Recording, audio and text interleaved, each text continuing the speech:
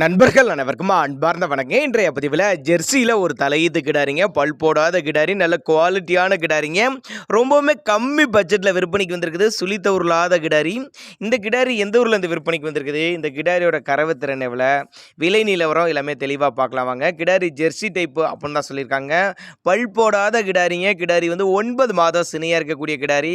இன்னும் கண்ணு போடுறதுக்கு ஒரு 10 நாட்கள் பக்கம் எடுத்துக்கும் அப்படின்னு தான் சொல்லியிருக்காங்க. நல்ல மடி செட்டு, நல்ல காம்பளத்தோடு இருக்குது.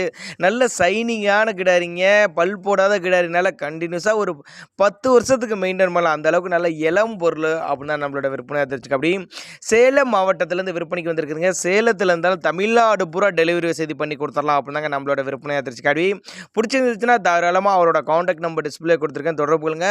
அனுசரித்து பண்ணி கொடுத்துடலாம். ஒரு சின்னதாக ஒரு அட்வான்ஸ் மாதிரி போட்டிங்கன்னா கூட மாட்டை கொண்டு வந்து வீட்டில் இறக்கி விட்டுட்டு பேமெண்ட் வாங்கிக்கலாம் அப்படின்னு தாங்க நம்மளோட விற்பனை தெரிஞ்சுக்க. அப்படியே சேலம் மாவட்டத்தில் விற்பனைக்கு வந்துருக்குது. நல்ல காம்பளம், சீரான இடைவெளியில் அருமையாக இருக்குது பாருங்கள். மடிக்கூச்சம் கிடையாது. பல் போடாத கிடாரி, 9 மாதம் சினியாக இருக்குது. இன்னும் 10 நாள் டைம் எடுக்கும். இதனுடைய கறவை திறனை பொறுத்தவரையும் தாராளமாக ஒரு 10 லிட்டர் டு 12 லிட்டர் தாராளமாக கறவை எதிர்பார்க்கலாம் அப்படின்னு தான் நம்மளோட விற்பனையாக தெரிஞ்சுக்க. அப்படி நல்லாவே ஒரு மேய்ச்சர் முறையில் வளர்க்கப்பட்ட கிடாரி அப்படின்னு தான் நம்மளோட விற்பனையாக தெரிஞ்சுக்க. அப்படி தேவைப்பட்ட நபர்கள் மட்டும் தாராளமாக அவரோட காண்டாக்ட் நம்பரை காண்டாக்ட் பண்ணுங்கள். அனுசரித்து பண்ணி கொடுத்துடலாம் அப்படின்னு தாங்க நம்மளோட விற்பனையாக தெரிஞ்சிருக்கு. அப்படி